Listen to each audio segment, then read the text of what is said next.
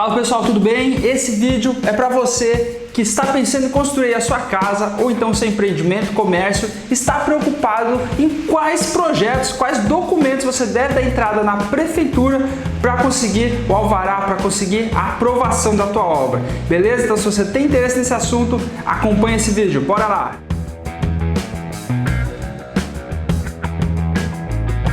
Então os projetos que você precisa ter para conseguir a aprovação é basicamente os documentos do proprietário do terreno, né, dos proprietários, se tiver o nome do esposo e da esposa, tá? Já também tem então a cópia dos documentos do profissional que vai fazer a aprovação na prefeitura, então do certificado de engenheiro, do arquiteto, né? Cópia da RG, CPF. Você vai precisar também do documento de propriedade do terreno, tá? Ou de direito ao uso do terreno. Você vai precisar do projeto em si, né? Então os projetos, as plantas arquitetônicas, planta baixa, vou falar um pouquinho mais sobre isso daqui a pouco, e também das licenças dos órgãos envolvidos, tá? Então, em alguns casos, algumas prefeituras exigem licença dos bombeiros, tá?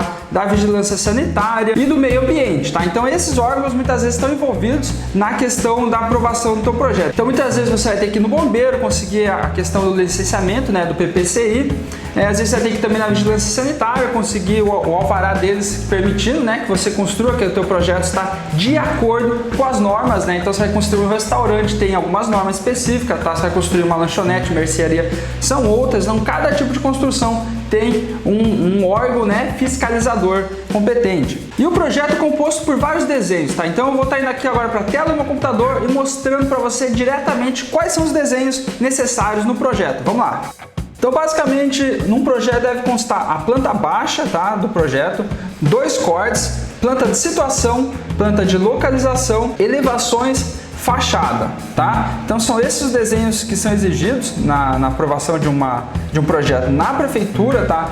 O número de cortes normalmente 2 é o suficiente, dependendo do tamanho da casa pode ser solicitado mais número de cortes, tá? E agora eu vou estar mostrando para vocês um projeto exemplo aqui, tá? Então temos aqui a planta baixa, que eu falei para vocês, é um dos desenhos.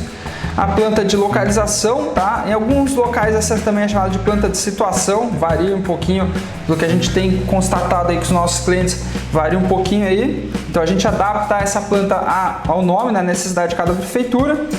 A planta de situação basicamente então é a localização aqui, é a localização do seu terreno na quadra da casa, tá? Então, por exemplo, aqui está mostrando que o terreno número 74 está a 35 metros da rua particular 3, tá? Então, é esse o objetivo desse desenho, né? Aqui estão os cortes, tá? Então tem 2 cortes nesse projeto. E a elevação frontal aqui da fachada. Então esses desenhos têm o objetivo de mostrar as cotas, né, de nível e também as cotas verticais do projeto, tá? A fachada também tem esse objetivo, o objetivo também de ilustrar como vai ficar a fachada, né, depois de pronta. E aqui temos dois desenhos juntos. Um é a planta de cobertura e outro é a planta de situação, tá? Também chamada de planta de locação em alguns lugares. Então, basicamente mostra aqui a porcentagem de caimento do telhado, quantas águas vai ter, questão de escoamento, para onde vai essas águas, né? E também tem a localização dessa casa dentro do terreno, tá?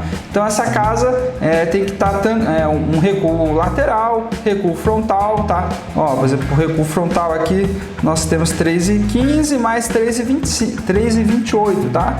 Então todas essas cotas tem que estar na planta de localização, tá? Outra coisa importante são os selos, né? Cada prefeitura às vezes tem um selo padrão, algumas não tem. Essa aqui é um projeto que foi feito para a cidade de Niterói, no Rio de Janeiro. Então a gente adaptou ao formato, inclusive é um formato bem diferente, um formato comprido, conforme a prefeitura de Niterói, tá? E agora, então esses aqui são os desenhos, tá? Dentro daquilo lá que eu expliquei para vocês, tem que ter um projeto. E eu vou dar uma visão agora um pouquinho mais específica de como que a gente começa esse projeto, tá? Então uma das primeiras coisas que a gente faz aqui no escritório da 123 Projetei quando vai iniciar é o briefing com o cliente para descobrir o que o cliente quer fazer, tá? Então agora você teve uma visão do que são os desenhos, quais são os desenhos que compõem o projeto.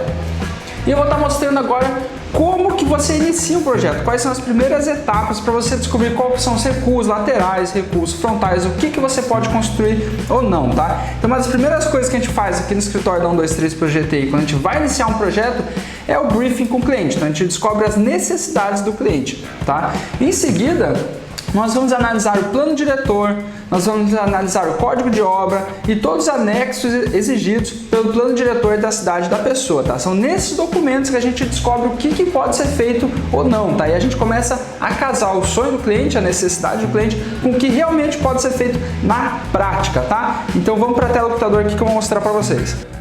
Então esse aqui é o código de obras da cidade de Rio Grande, tá? No Rio Grande do Sul, onde a 123 Projetei, o escritório da 123 Projetei está localizado, tá? E o código de obras, tá? É um documento bem extenso, nesse caso aqui na nossa cidade tem 56 páginas. Ele tem basicamente o objetivo de definir todos os termos, tá?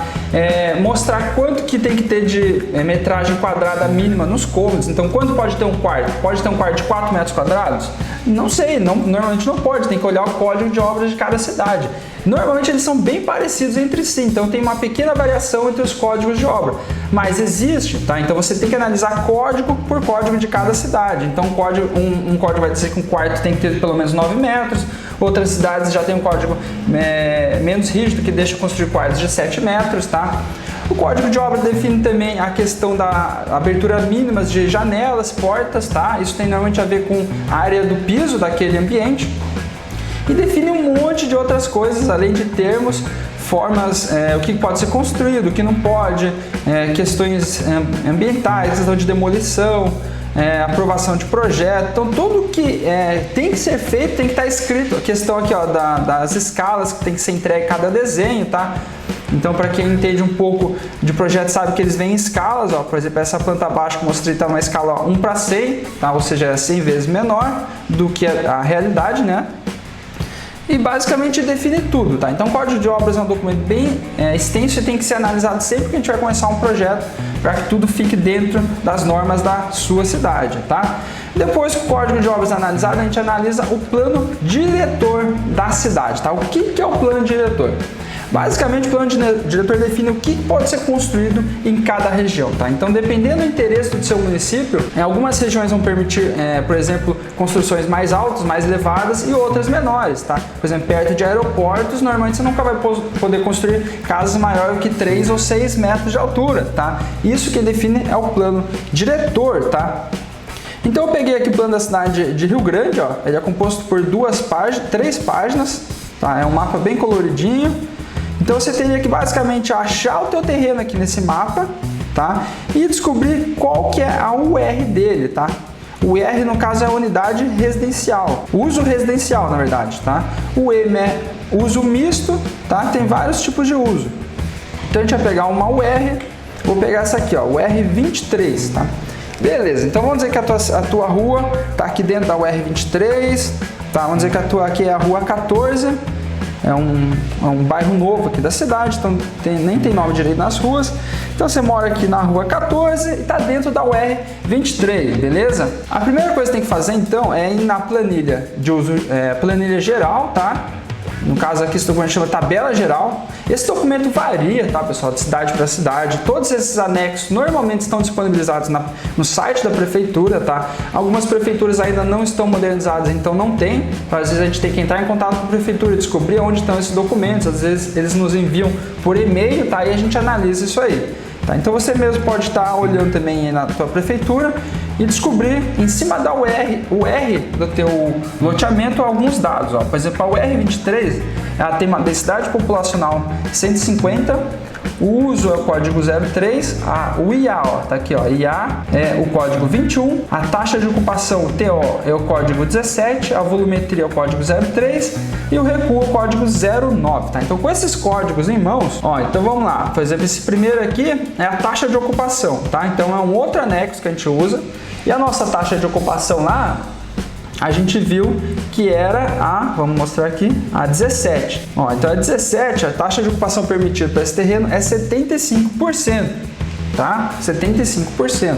Então a gente pode construir, você tem um terreno aí de 100 metros quadrados, vamos usar uma conta fácil aqui de cabeça, 100 metros quadrados, você poderia construir até 75 metros quadrados se for uso térreo, tá? Então você pode usar 75% da área no térreo de projeção horizontal, tá? Então você tem que deixar 25% do teu terreno livre, tá? Isso assim, se você construir uma parte embaixo que é um retângulo e a outra em cima aqui também é um retângulo, só que o outro lado conta a projeção horizontal, tá? Já expliquei isso aí em outro vídeo, o que é projeção horizontal, mas eu vou colocar e pedir o pessoal colocar uma imagem na tela explicando o que é a projeção horizontal, tá? É isso que conta aqui na taxa de ocupação.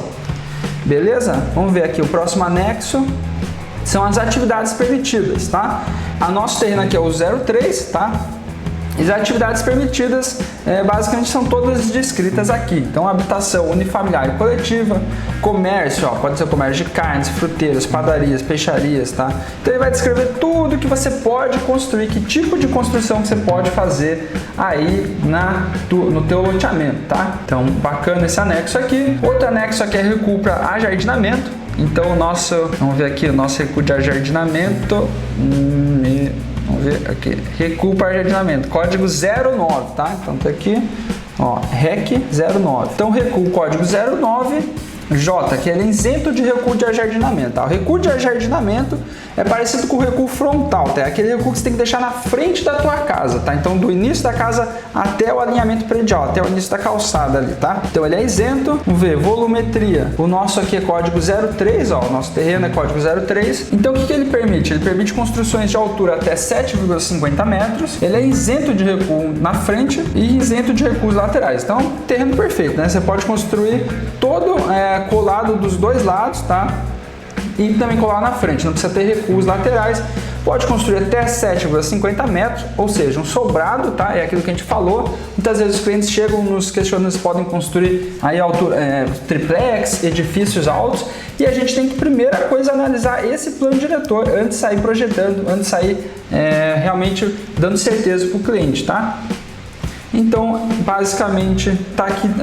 Temos também o índice de aproveitamento, tá? O nosso aqui o IA nosso aqui é 21, código 21, e o código 21 está aqui, tá? O código 21 diz que a gente tem um índice de aproveitamento residencial de 1,5 e de comércio 0,75, tá? O que é esse índice de aproveitamento, Matheus? Pensa assim, de novo, vamos lá, 100 metros quadrados de terreno, tá? Esse índice de aproveitamento multiplica, então, no caso nosso aqui, 1,5 pelo tamanho do teu terreno. Então, se tem um terreno de 100 metros quadrados, você vai poder construir até 150 metros, 100 vezes 1,5, no caso residencial.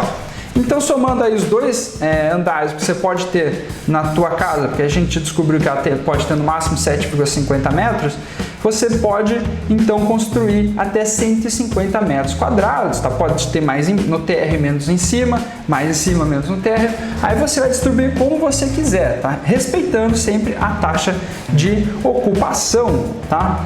Então é assim que a gente analisa e começa um projeto aqui no escritório da 123 Projetei. A gente analisa todos esses anexos, esses documentos da prefeitura, junto com as necessidades do cliente, e damos início ao projeto, tá? E tudo isso tem que ficar dentro das normas, dentro do código de obras, para que o projeto seja aprovado realmente pela tua prefeitura, tá? E lembrando, pessoal, que o projeto, ele é considerado um documento, tá? Vai junto com os outros documentos que eu já citei aqui no início do vídeo, mas também ele é muito mais do que um documento, ele realmente é um mapa de tudo que você precisa ter na hora da obra. Então não é apenas um papel exigido pela prefeitura, uma burocracia, é realmente ele explica para o construtor, para o pedreiro, para o mestre de obra, o que vai ser construído, quais as dimensões vai ser construída, os tipos de materiais, tá? Qual o nível de acabamento que você quer para a tua casa. Então, ele realmente é o mapa da mina da obra, tá? Então, depois de você juntar todos esses documentos, fazer o projeto dentro de todas as normas, né, dentro da legislação municipal, o procedimento que você deve seguir para aprovação do projeto é procurar a secretaria da tua cidade, tá? Cada prefeitura varia a secretaria, às vezes é a secretaria de construção, às vezes é a secretaria de obra, secretaria de infraestrutura pública. Você tem que procurar a secretaria responsável pela aprovação de projetos na tua cidade e dar a entrada com todos aqueles documentos mais o projeto, pedir o requerimento de análise e aprovação de projetos, tá? Depois com esse requerimento em mão, você protocola tudo isso, tá? E a prefeitura vai ter um prazo para retornar se o projeto está aprovado ou não, tá? Esse prazo pode variar muito, tá? Varia, eu já vi prefeituras analisar em coisa de 15 dias e tem prefeituras que demoram 90 dias para dar um retorno, tá? Então realmente tem que ficar meio que em cima deles.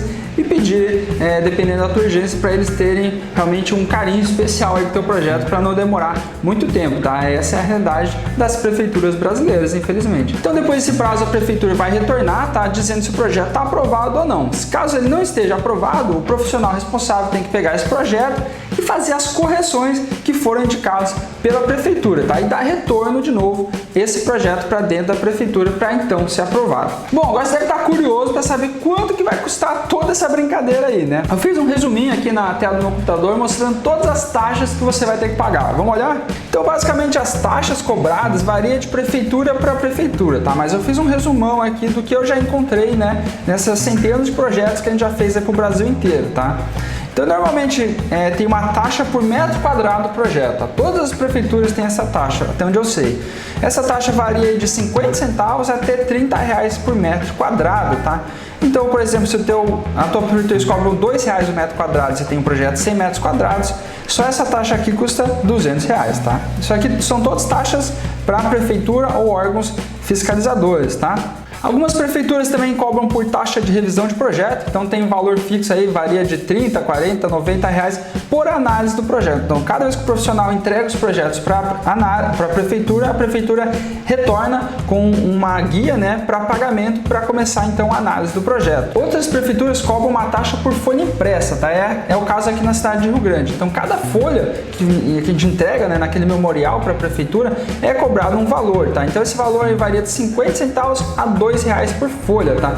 Isso inclui todas as folhas do projeto, os documentos, as cópias de documentos dos proprietários, as cópias de documentos do profissional responsável, tá? Todas as folhas são contadas, folhas de cópia de IPTU, tudo é contado como uma folha e eles cobram uma taxa em cima disso, tá? Toda vez que você vai entrar com o projeto na prefeitura. E por último, o documento que você vai precisar ter aí é uma ART ou RRT, tá? No caso dos engenheiros ART, dos arquitetos RRT. É um documento, tá? De responsabilidade técnica daquele profissional quanto ao projeto, tá? E quanto à execução, tá? Essas são duas coisas separadas, então você pode ter uma ART para o profissional responsável pelo projeto, e você pode ter uma ART para o profissional que vai executar a obra, tá? E se for o caso, for a mesma pessoa que vai fazer os dois serviços, você pode ter as duas ART juntas, tá? Então a ART de projeto aí custa cerca de R$90, tá? Varia um pouquinho de estado para estado, e a ART de execução R$230, tá? Então essas são as taxas, tá? Para começar a brincadeira, você já começa pagando, né? Essa é a realidade brasileira, tá? E aqui não está incluso ainda a impressão dos projetos, tá? Então normalmente você vai gastar ainda aí uns R$200 pelo menos com impressão, folha mesmo, né? As plantas baixas, todos aqueles desenhos que eu mostrei, são normalmente 3 a 5 cópias que a prefeitura exige de cada desenho, né? De cada prancha. Então você vai ter esse custo também. Tem o custo também da placa, tá? Alguns profissionais já englobam no seu custo total, alguns outros não. Então tem o custo de imprimir essa placa, colocar na frente da obra, tá? Mas normalmente não foge muito disso daí que eu passei. Beleza, pessoal? Esse foi o vídeo de hoje. Foi um vídeo rápido para você que está realmente querendo fazer tudo dentro das normas, tudo certinho, tá, pessoal? Construir dentro das normas da prefeitura garante tranquilidade para você, tá? Hoje em dia, cada vez as normas estão ficando mais ríspidas, então se você não construir dentro das normas e amanhã depois quiser vender teu imóvel, alguém quiser financiar, você vai ter que fazer aí um projeto de regularização do seu projeto na prefeitura, tá? E muitas vezes tem uma multa realmente pesada para pessoas que constroem fora das normas e depois quer regularizar. Então muitas vezes aí é aquele famoso barato que sai caro. Você não vai pagar no início, mas uma hora ou outra quando você for vender, repassar esse imóvel para alguém, você vai ter que pagar aí às vezes com multa, tá? Então nós sempre recomendamos que você siga as normas, siga a legislação e aprove o projeto da prefeitura, tá? Então se você vai começar a construir, por exemplo, no começo do ano, tá? Eu tô gravando esse vídeo aqui em maio de 2019. Você vai começar a construir no começo do ano, você está exatamente no momento de já dar início a todo esse procedimento. Tem todo o tempo de fazer o projeto, tá? Adaptar os projetos, todas as normas da tua cidade, e depois tem todo esse prazo de aprovação do projeto que eu te falei, que pode levar de 90 até 180 dias, dependendo das revisões, tá? Então, se você vai começar a construir no começo do ano, comece a projetar, comece a pensar na aprovação do projeto no meio do ano, pelo menos, no mínimo, com 6 meses de antecedência. Tá bem, pessoal? Esse foi o recadinho de hoje. Se você gostou, deixa o teu like, comenta aí com os amigos, compartilha e a gente se vê no próximo vídeo. Fui!